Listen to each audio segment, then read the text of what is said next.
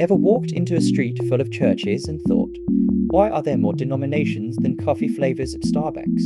You've got Baptists, Methodists, Presbyterians, Pentecostals, Anglicans, and that's just the first block.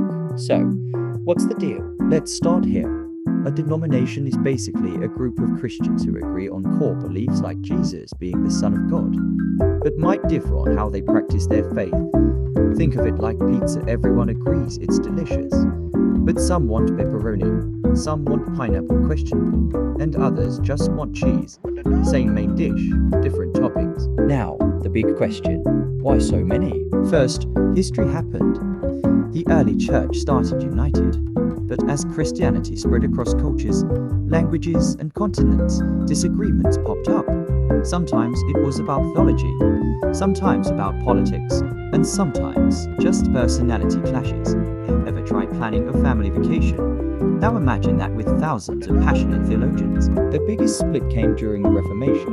Martin Luther, no. Not the I have a dream guy nailed his 95 theses to a church door in 1517 and said, hey, maybe we should sell forgiveness like it's on Black Friday sale. That kicked off a chain reaction.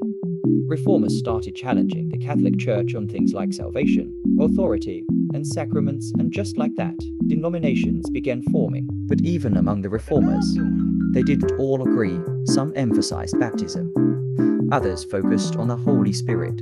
Some wanted organs, others wanted guitars, build more branches. Fast forward to today, and you've got denominations that differ in worship style, leadership structure, spiritual gifts, and even what kind of bread to use for communion. Yes, people have actually split over bread, carb was. Now is this a bad thing? Not necessarily. While it may look messy, it actually shows something beautiful. The body of Christ is diverse. We're not all copy-paste Christians. Some shout Amen every 5 seconds, some whisper Amen in their heart, and some say nothing but take detailed sermon notes with color-coded pens. And yet we can all love Jesus. The key? Unity in the essentials, grace in the non-essentials, and love in all things. Denominations become a problem only when we start using them to divide instead of disciple. When we treat our differences like war zones instead of worship styles, we miss the point. Jesus didn't say, by this all people will know you are my disciples if you all attend the exact same church.